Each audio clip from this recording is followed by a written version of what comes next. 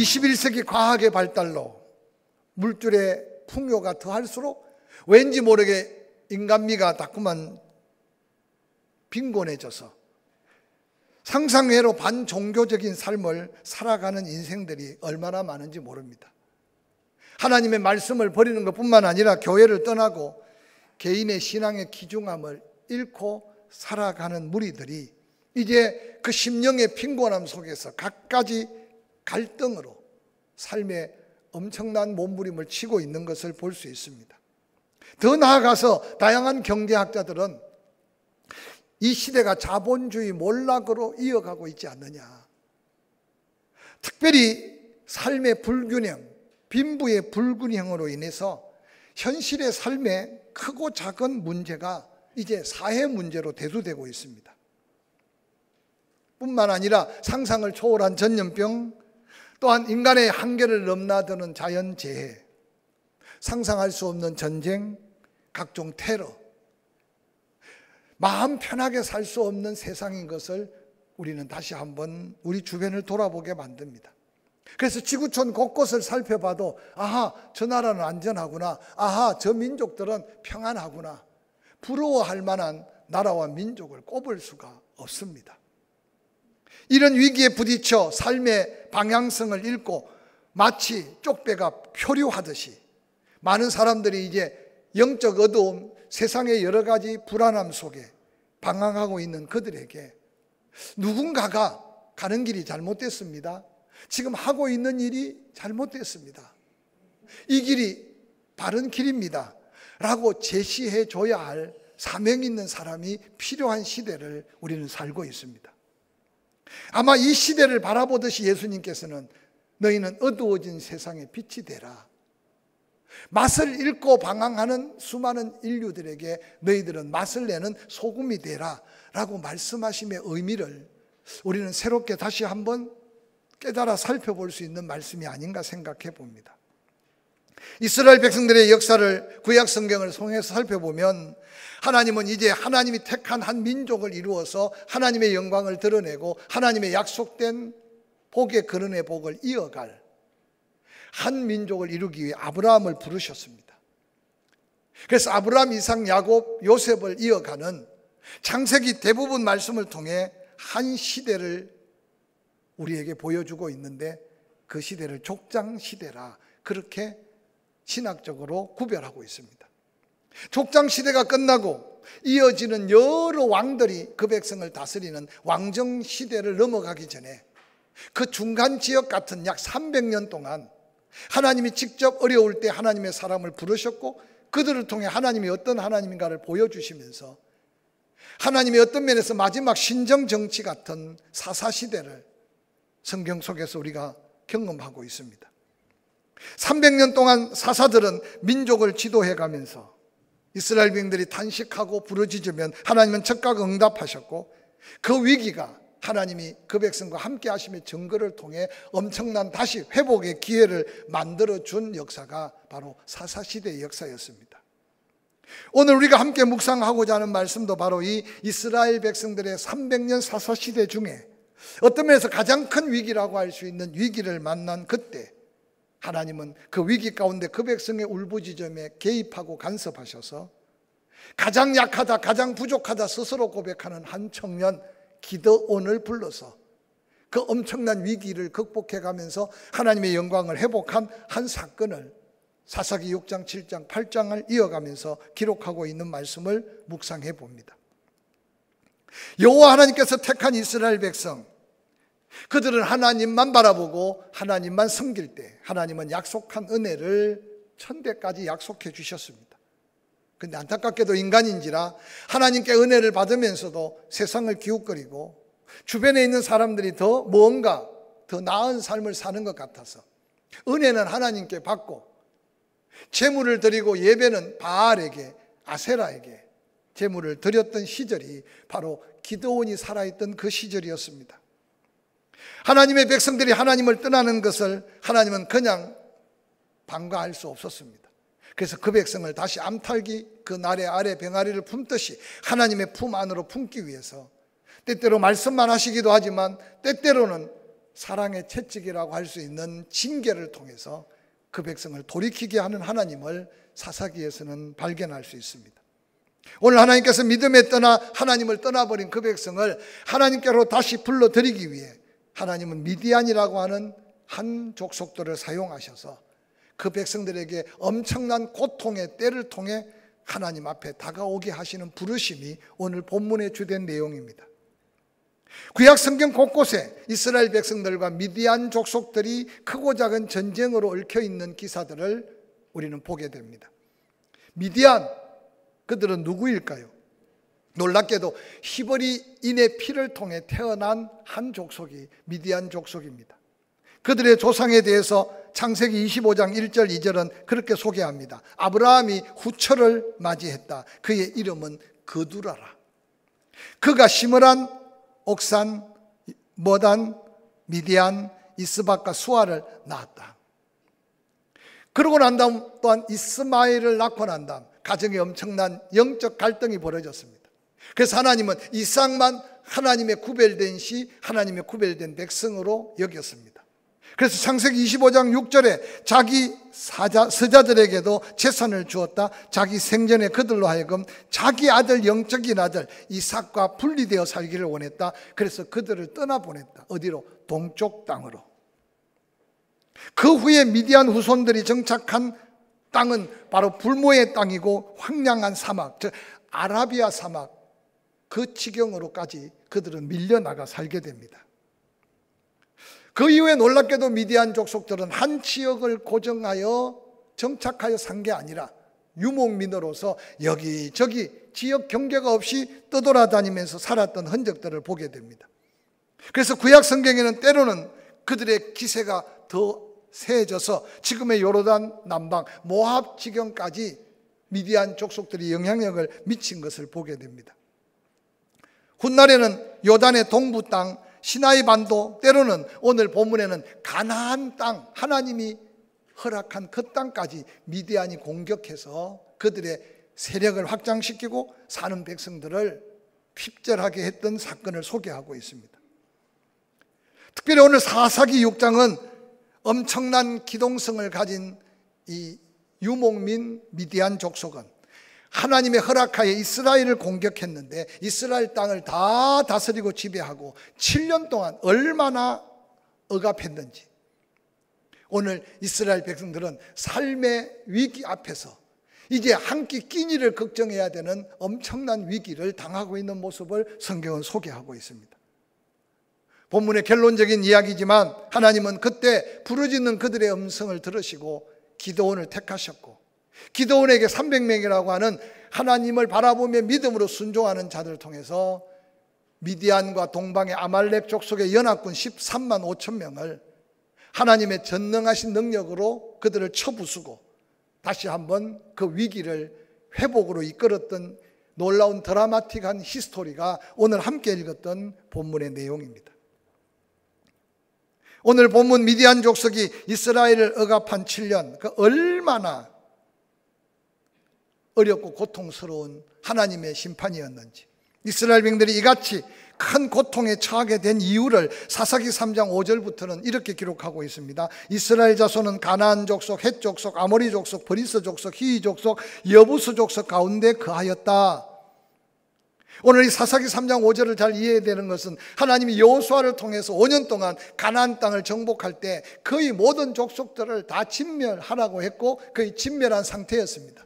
근데 세월이 지나면서 그곳에 썬뿌리들이 계속 자라나서 오늘 사사기 3장에 보니까 그 족속들이 세상에 영향력을 미치고 있었다.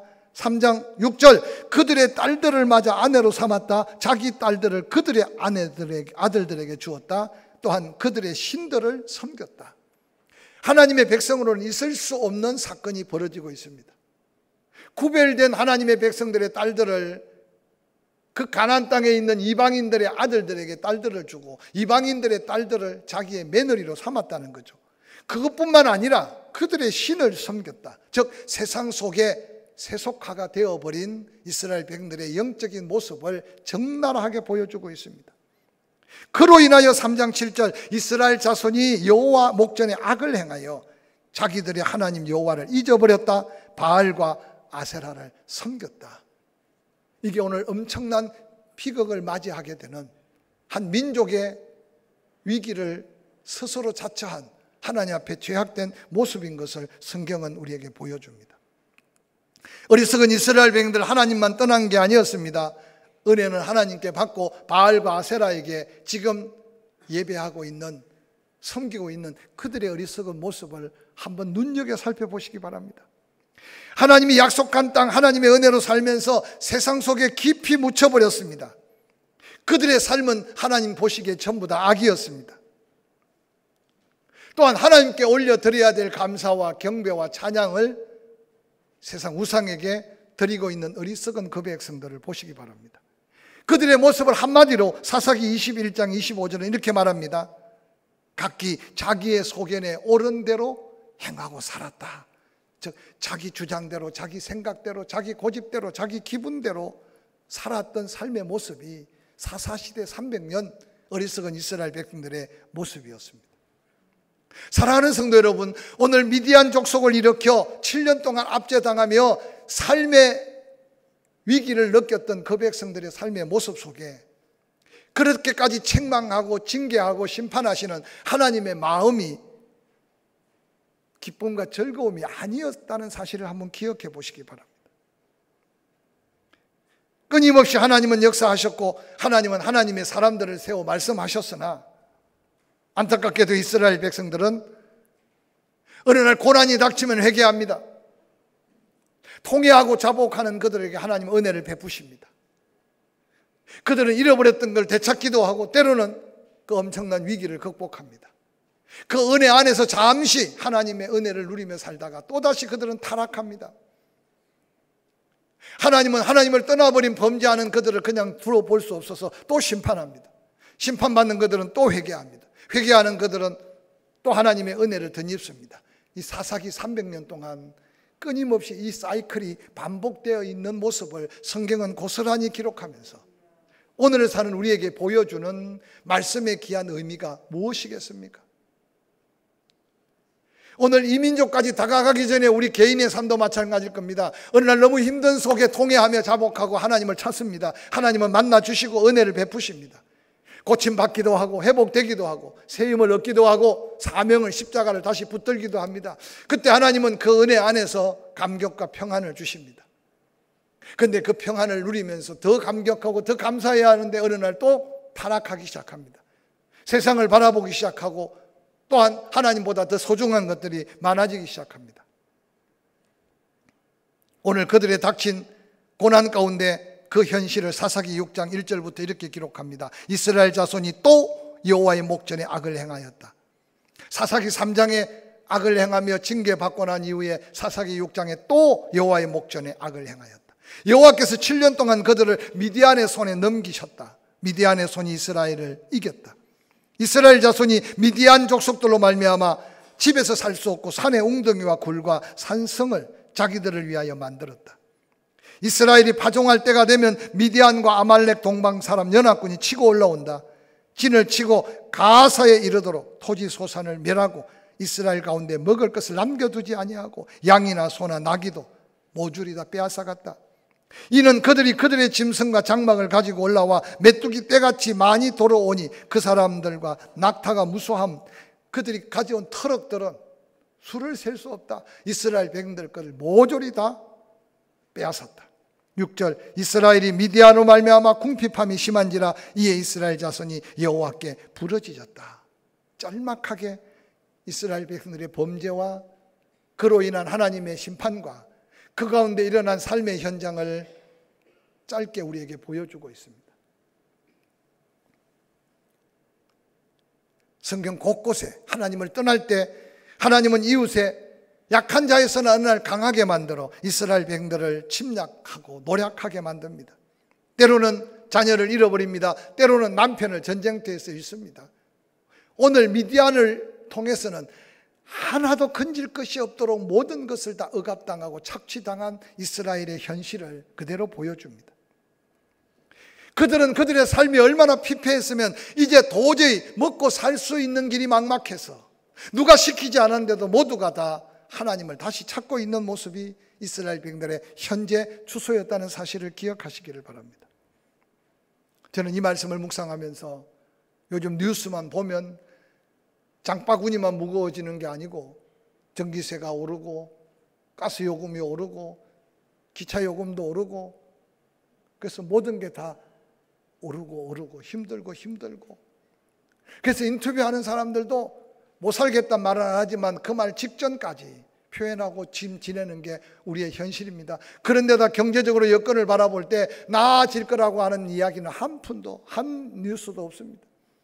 조금만 빚을 과도하게 진 사람은 왜 집을 샀을까, 왜 차를 샀을까 후회할 수밖에 없는 환경을 지금 우리는 접하고 있습니다. 누구한테 표현은 못하지만 경제적인 문제, 직장, 일터, 사업장, 때로는 자녀 문제, 때로는 건강 문제, 가만히 돌아보면 모든 게 다 지금 왜 이렇게 이전에 경험하지 못했던 위기가 우리 곁에 다가오고 있는지를 한번 살필 수 있는 기회가 지금 우리가 살고 있는 이 시점이 아닌가 저는 생각해 봅니다.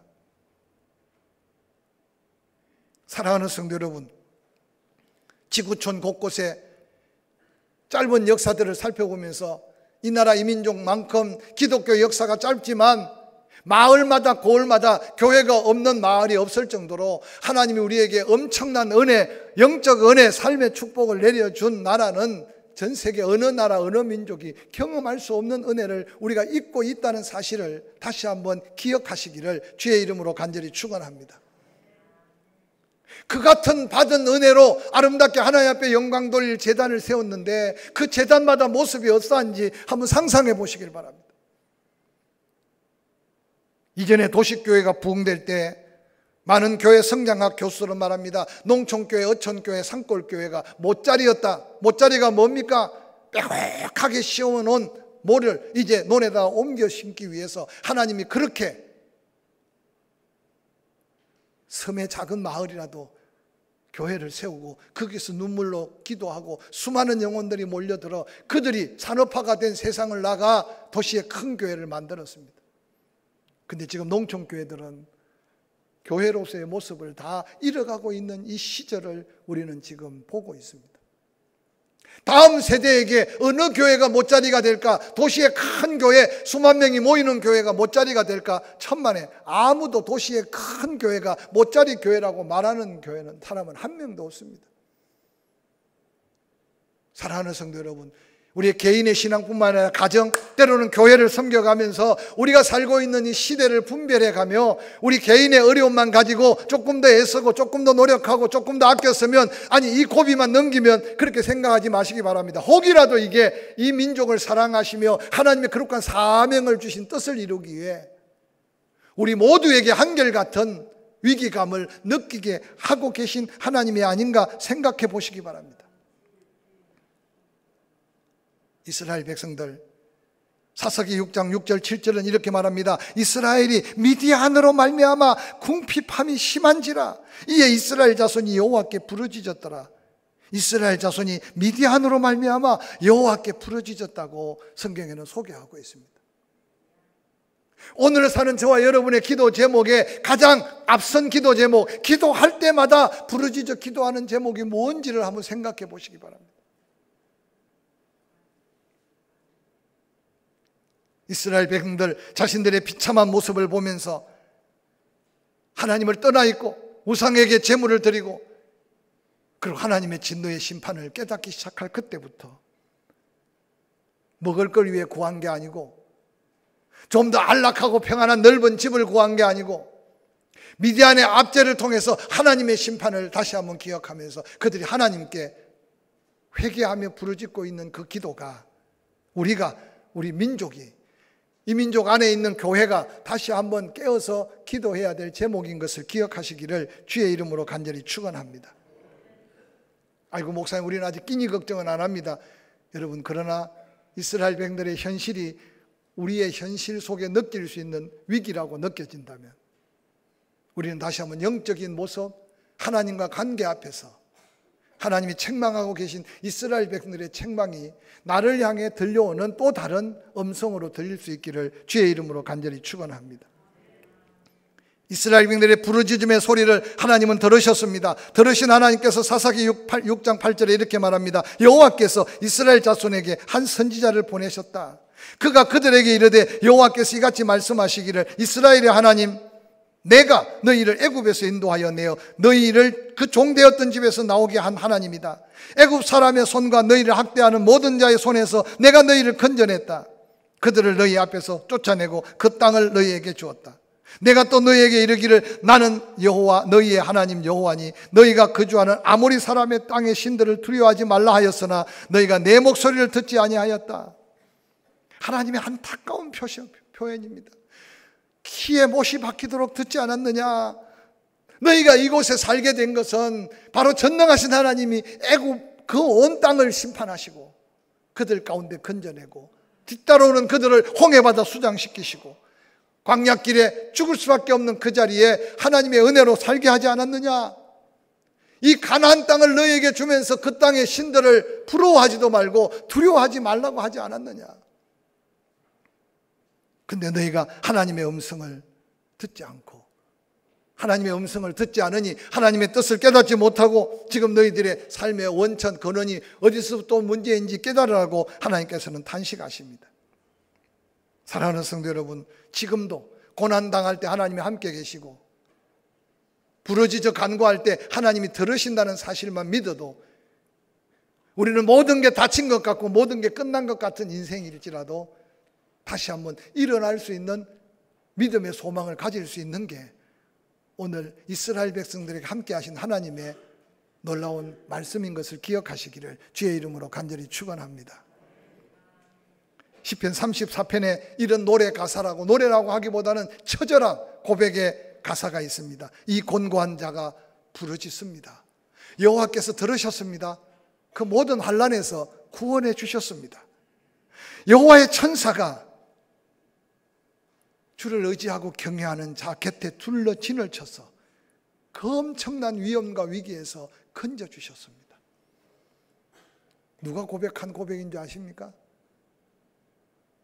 다윗이 한 번도 내가 왕이 되고 싶습니다, 왕이 되게 해달라고 말한 적이 없어요. 그런데 어느 날 형들의 양까지 대신 보고 있는 다윗을 불러다가 사무엘이 기름을 부었습니다. 어린 다윗이 기름 부음을 받는다고 바로 왕이 될 수 있었던 것도 아니었습니다. 하나님이 택하심의 증거로 기름은 부었는데도 사울이 얼마나 지독하게 다윗을 핍박하고 죽이려고 쫓아다니는지, 그 엄청난 유대 광야 골짜기를 숨어 다니다가 더 이상 숨을 데가 없었던 다윗이 가나안 땅을 넘어 블레셋 땅에까지 도망을 갔습니다. 어떻게 하다 보니까 블레셋 왕 아비멜렉 앞에 그가 앉게 되었습니다. 주변 사람들이 수군거립니다. 저 사람이 누구냐? 다윗 같지 않냐? 그 전에 골리앗을 쳐 죽이고 우리에게 엄청난 고통을 주었던 주인공이다. 다윗이 적군 바로 안에 도간에 갇힌 쥐가 되었습니다. 얼마나 자기 삶에 심각한 위기가 왔으면 하나님께 기도하면서 침을 질질 흘려서 그 수염에 침을 바르고 그리고 미친 척 하다가 쫓겨났습니다. 그 위기에서 쫓겨나 언덕에 앉아 하나님 앞에 고백했던 고백이 바로 시편 34편의 이 고백입니다. 이 곤고한 자가 부르짖었더니 하나님이 들어주셨군요. 사람의 힘으로 아닌 나의 재치로 벗어날 수 없는 이 환난에서 구원해 주셨군요. 나 혼자 거기 도간에 진 줄 알았는데 하나님이 하늘의 천군 천사로 나를 둘러 진쳐서 그들의 눈을 멀게 하고 그들의 귀를 멀게 하셨군요. 그러고는 하나님 앞에 고백하는 이 고백은 다윗만이 고백할 고백이 아니기에 그의 고백을 시편 34편에 기록하고 우리가 아무리 어렵고 절망스럽고 아무리 위험하고 위기에 당했더라도 낙심하지 말고 부르짖어야 될 여호와 하나님이 계시다는 사실, 아니 내가 기도하면 들으시는 하나님이 다윗의 하나님, 우리의 하나님이라는 사실을 다시 한번 기억하고 현실에 짓눌리지 말고 다시 눈을 들어 하나님을 바라볼 수 있기를 주의 이름으로 간절히 축원합니다.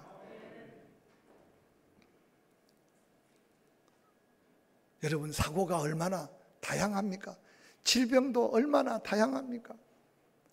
내가 조심해서 극복할 수 있는 것도 있지만 어느 날 내가 조심하거나 내가 이길 수 없는 한계 앞에 부딪힐 때 우리는 낙심하고 절망할 수밖에 없습니다. 전에도 한번 이야기했지만 여러분, 우울함이 질병이 된 시대가 그리 오랜 시대가 아닌 걸 아시죠? 누구나 다 낙심도 되고 누구나 다 실망도 되고 때로는 환경 속에 누구에게 말하지 못해서 가슴 앓이를 한다 그랬잖아요. 그래도 그 시절에는 우울증의 병은 없었어요. 그런데 오늘날 뭔가 강한 것 같고 오늘 뭔가 많은 것을 배워서 경험도 많아서 뭔가 세상을 마음껏 헤쳐나갈 수 있는 것 같았는데 조그마한 생각 하나가 잘못되면 가장 연약한 자리에 스스로 모든 것을 포기할 수밖에 없는 이 질병이 여러분 얼마나 많은 아픔을 가져오는지 몰라요.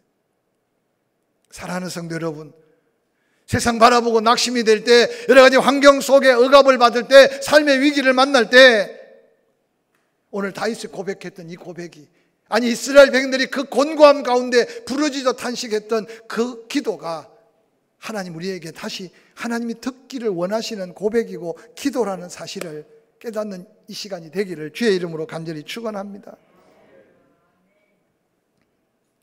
온 백성이 탄식하고 부르짖을 때 하나님은 그 위기를 극복할 주인공을 누구를 택하였을까? 사람을 찾았어요. 그래서 하나님 눈에 비친 자가 바로 오늘 본문의 주인공 기드온이었어요. 하나님의 사자가 상수리 나무 밑에 앉아서 밀을 포도주 털에 타작하고 있는 젊은 기드온을 보았습니다. 이 젊은이 기드온은 사람의 눈을 피해, 미디안 사람들의 눈을 피해 몰래 여러분 밀을 포도주 털에 지금 빻고 있어요. 우리는 그냥 쉽게 읽어갈 수 있는데 지금 기드온이 있는 곳이 자기 집이 아니에요. 산 위에 굴을 파놓고 지금 숨어 살고 있어요. 근데 그곳에 무슨 큰 밀을 빻는 연자 맷돌을 갖다 놓을 수 있겠습니까? 우리가 아는 연자 맷돌이 이스라엘도 있어요.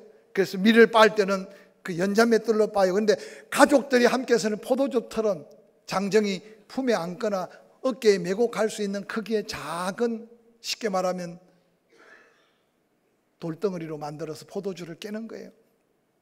이미 곡식은 다 빼앗겼고 가족의 생사를 넘나드는 그 밀 조금을 숨겨놓은 것 한 움큼을 그곳에 넣고 빻고 있는 기드온의 현실이 지금 이스라엘 백성들의 삶의 현실이에요. 오늘 이 자리에 앉은 분 중에 그냥 배불리 밥이라도 먹었으면 좋겠다, 그게 인생 평생의 소원을 갖고 살았던 분들도 아직 계실 거예요. 가난한데 왜 그리 자식들은 많이 낳았는지 끼니 때가 되면 걱정하는 부엌의 어머니들의 고민을 누가 알겠습니까? 저런 어린 시절을 살면서 그리 오래된 세월은 아니지만 어머님이 항상 저희와 함께 밥 먹는 걸 본 적이 없어요. 철이 없어서 그게 의미도 몰랐어요. 그 죽 한 그릇을 퍼주는데 아이들도 배고파하니 당신이 먹을 게 없으니까 같이 못 먹는 거예요. 이게 우리 선조들 눈물로 씨를 뿌렸던 우리의 부모들의 삶의 흔적을 좀 나이 드신 분들은 지금 느끼고 있잖아요. 그게 우리들의 살았던 삶의 어려운 고비였어요.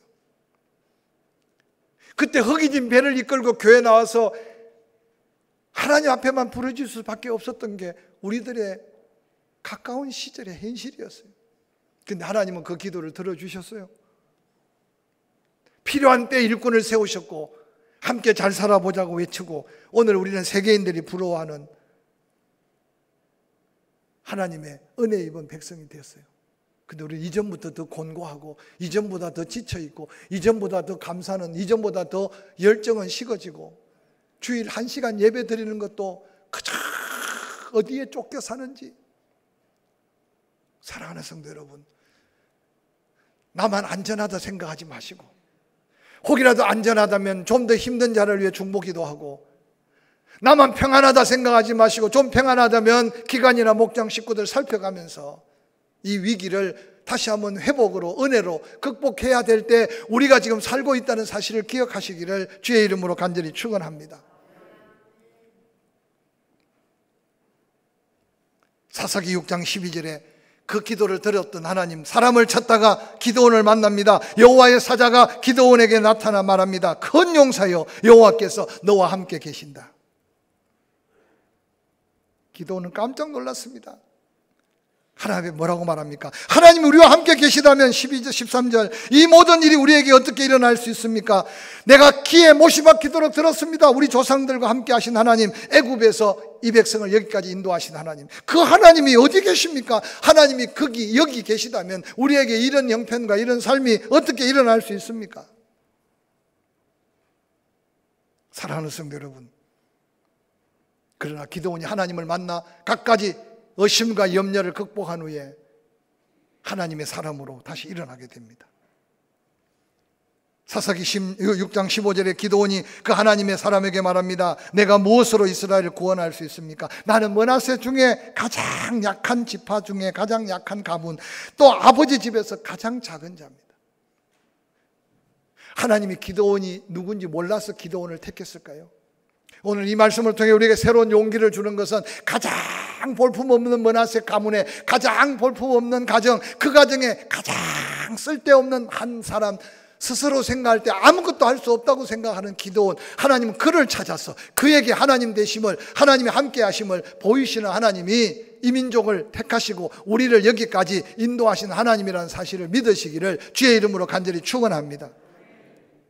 약하다고, 나이가 들었다고, 내 힘으로 아무것도 할 수 없다고 스스로 주저앉거나 포기하고 있지는 않는지 돌아보시기 바랍니다. 16절에 여호와께서 기드온에게 말합니다. 내가 반드시 너와 함께한다. 내가 미디안 사람을 치기를 한 사람 치듯 하게 될 것이라고 말했습니다. 기드온은 이전의 기드온이 아니었습니다. 하나님이 함께하는 그 순간 기드온은 어느 날 두려움이 사라졌습니다. 하나님 방법대로 사람을 선택했습니다. 300명. 사사기 7장 20절은 그렇게 말합니다. 세 대가 100명씩 나누어진 그들 나팔을 불며 항아리를 부수고 왼손에 횃불을 들고 오른손에 나팔을 불며 외쳐 이르되 여호와와 기드온의 칼이라. 각기 자리에 서서 그 진영을 에워싸매 온 진영 13만 5천 미디안과 아말렉 동방의 연합군들이 서로 죽이며 죽여서 전쟁이 끝나는 장면이 오늘 사사기 6장 7장에 이어지는 하나님의 놀라운 역사의 현장입니다. 저는 이 말씀을 묵상할 때마다 캄캄한 밤에 13만 5천 메뚜기떼처럼 수다한데 그들을 보호하는데 100명씩 세 군씩 나누어서 그러고는 전쟁에 나가는데 칼이나 창을 차지 않고 항아리에 횃불을 감추고 또한 한 손에 나팔을 불고, 한번 상상해 보세요. 그러고는 그 적군에 뺑 둘러서서 항아리를 부수는 그 순간 횃불이 비추는데 누구를 비췄겠어요? 거기다 혹이라도 잠이 덜 깨서 표적을 놓칠까봐 나팔을 불면서 나 여기 있다 나를 쏘아라, 나 여기 있다 나를 잡아라. 여러분, 이 담대한 고백이 어디에서 나왔겠어요? 근데 놀랍게도요, 그 불을 바라보면서 표적이 되는 이스라엘 백성들을 본 게 아니라 스스로 하나님의 놀라운 역사를 이루며 쳐 죽여서 13만 5천이 그 자리에 다 적사하며 이스라엘의 회복, 하나님의 놀라운 영광을 경험했던 사건이 오늘 기드온 한 사람을 부르시며 그 위기에서 다시 하나님의 은혜로 회복되는 역사가 오늘 본문의 역사입니다. 누워있지 않습니까? 주저앉아 있지 않습니까? 과연 여러분이 부르짖는 하나님은 어떤 하나님이고 무엇을 위해서 기도하고 있는지를 돌아보면서 무엇을 먹을까, 무엇을 마실까, 무엇을 입을까 염려하지 말라고 하셨던 예수 그리스도의 그 음성을 한번 기억하면서 이 한 주간만이라도 이 말씀 붙들고 나라와 민족을 위해서 기도하는 저와 여러분이 되기를 주의 이름으로 간절히 축원합니다. 누굴 의지할 수 있겠습니까? 누구에게 맡길 수 있겠습니까? 여러분 직장을 바라보면서도 기도하시기 바랍니다.